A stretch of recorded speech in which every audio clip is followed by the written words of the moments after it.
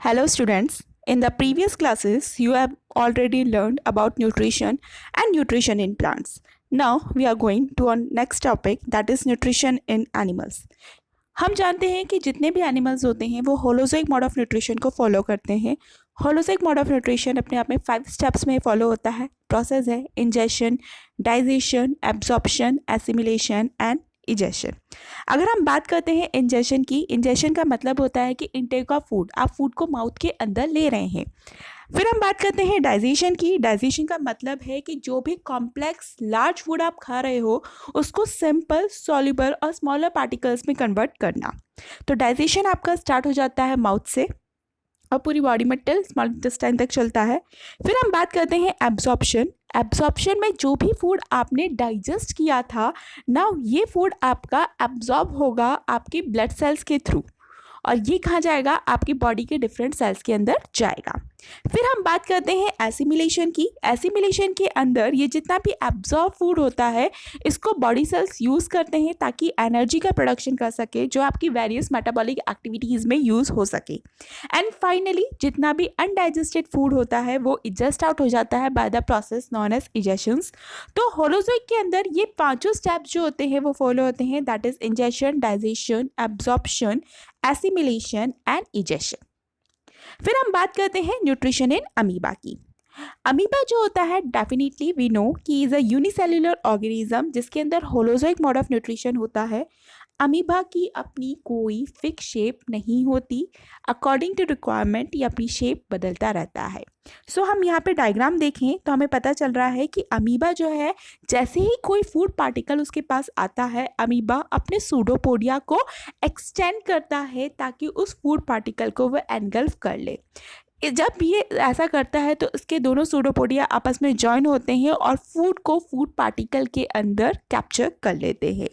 Now होता क्या है कि अमीबा की जो साइटोप्लाज्म है उसके अंदर बहुत सारे डाइजेस्टिव एंजाइम्स प्रेजेंट है जो इस फूड वैक्यूल के अंदर एंटर होते हैं ताकि फूड को डाइजेस्ट कर सके। फूड एक बार जब डाइजेस्ट हो चुका है यानी कि complex food simple soluble form में कन्वर्ट हो चुका है तो अब ये फूड जो होगा वो एब्जॉर्ब होना स्टार्ट हो जाएगा अमीबा के साइटोप्लाज्म में। क्योंकि अमीबा एक यूनिसेल्युलर ऑर्गेनिज्म है तो यहाँ पर वो एसिमिलेशन भी स्टार्ट कर देगा। नेक्स्ट, जितना भी अनडाइजेस्टेड फूड मटेरियल है फाइनली वो अमीबा की बॉडी से बाहर निकल आएगा by the process known as egestion. Next topic पे हम बात करें तो हम बात करते हैं that is nutrition in humans. हमें पता है कि ह्यूमंस जो होते हैं बहुत ज़्यादा हाईली इवॉल्व ऑर्गेनिज्म है और इनका जो है डाइजेस्टिव सिस्टम बहुत ज़्यादा ही कॉम्प्लिकेटेड डाइजेस्टिव सिस्टम इनके पास प्रेजेंट है।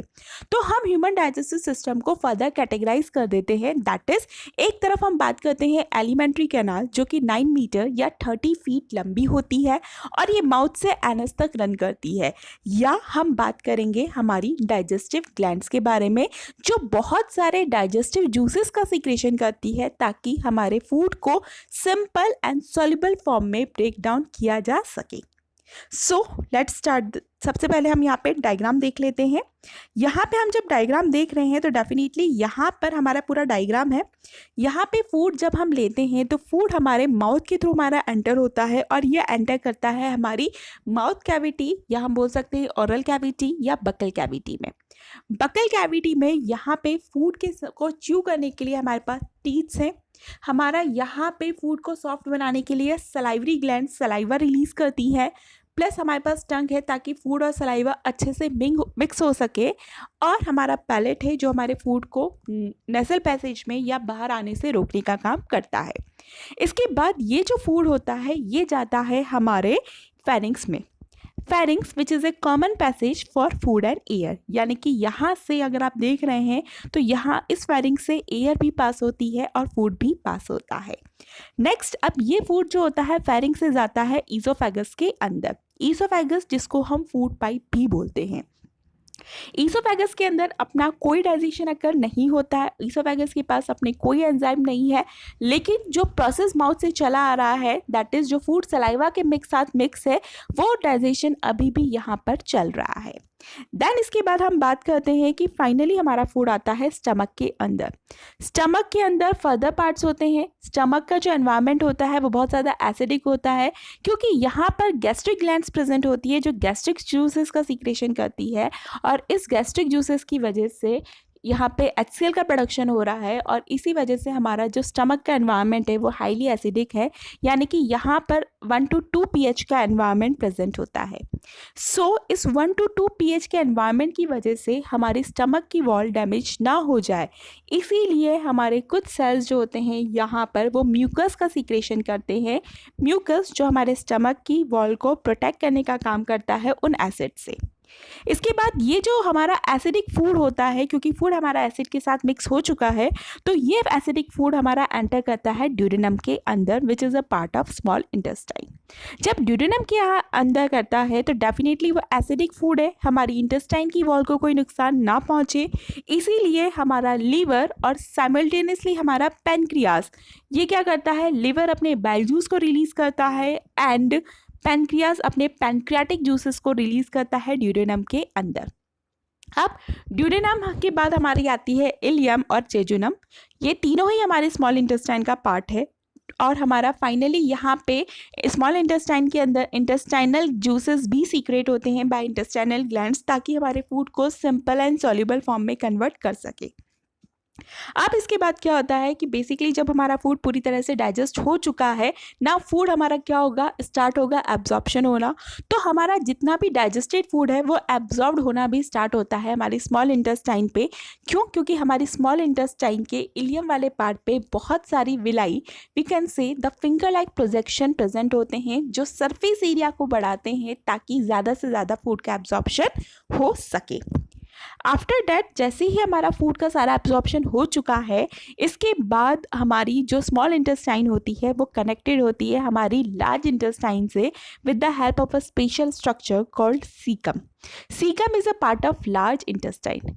अच्छा, एक बात ध्यान रखना कि स्मॉल इंटेस्टाइन को स्मॉल इसलिए बोलते हैं क्योंकि स्मॉल इंटेस्टाइन की डायमीटर जो होती है वो स्मॉल होती है, और लार्ज इंटेस्टाइन की डायमीटर जो होती है वो लार्ज होती है।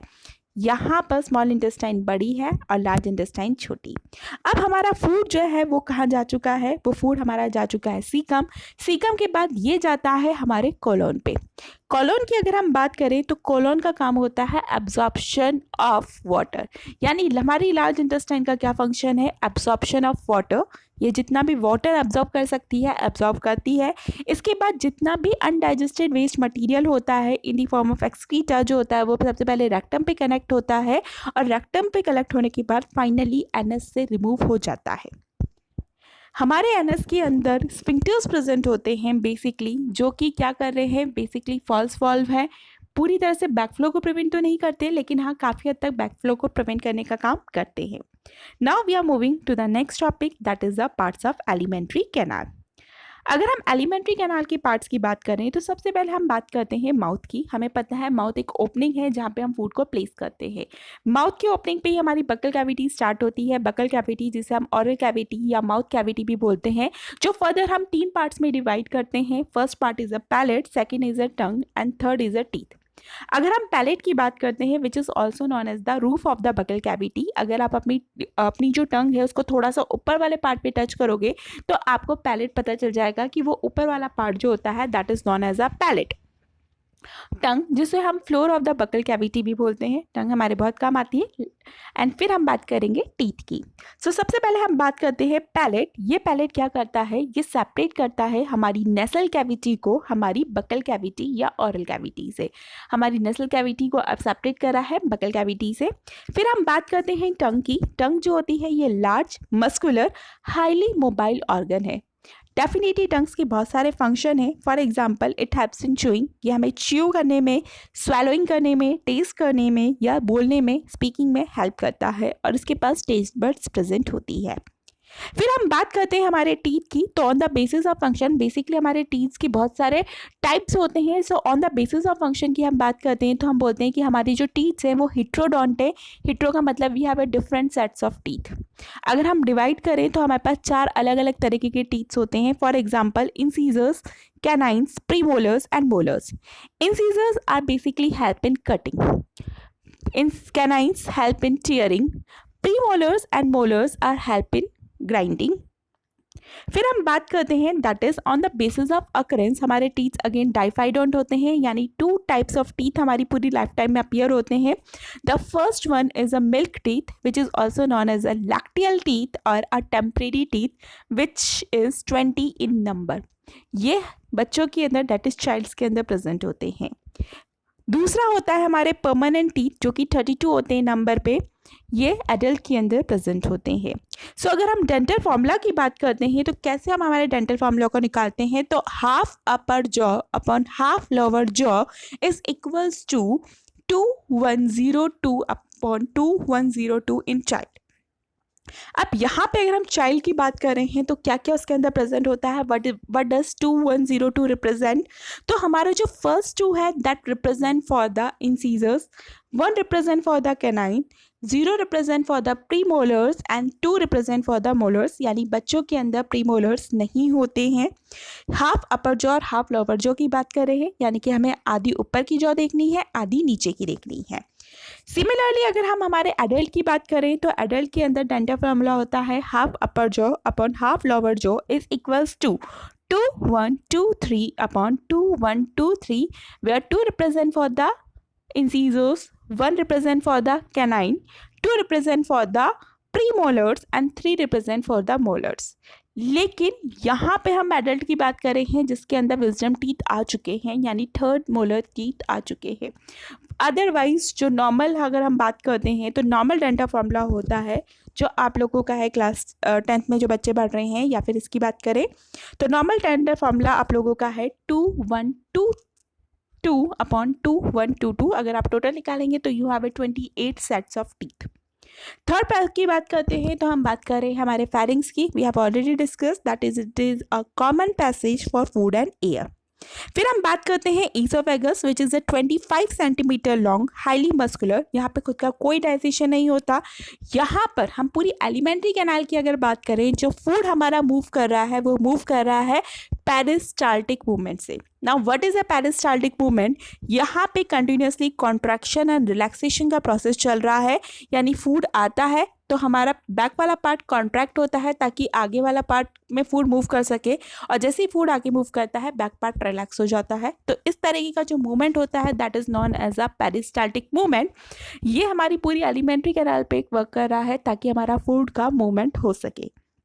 देन फूड हमारा कहाँ आता है, स्टमक के अंदर। Stomach is a J shaped organ, it is a muscular organ. ये 30 centimetre long and 15 centimetre wide होता है।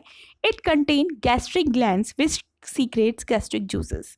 गैस्ट्रिक जूसेस की हम बात करें तो बहुत सारी चीज़ें यहाँ पर सीक्रेट कर रहा है, लाइक म्यूकस सीक्रेट कर रहा है, प्लस प्रोटीन को डाइजेस्ट करने वाले एंजाइम्स को सीक्रेट कर रहा है, प्लस इसके अलावा अगर हम बात करें तो यहाँ पर ये HCl का सीक्रेशन करता है जो हमारे स्टमक के एनवायरनमेंट को एसिडिक बनाती है, और pH इसकी 1 to 2 pH होती है। नेक्स्ट इसके बाद हम बात करते हैं that is small intestine. Small intestine जो होती है that is a longest part of the alimentary canal. जैसा हम ऑलरेडी डिस्कस कर चुके हैं, स्मॉल इंटेस्टाइन होती लार्जेस्ट है लेकिन इसका डायमीटर स्मॉल होता है, that's why it is known as small intestine.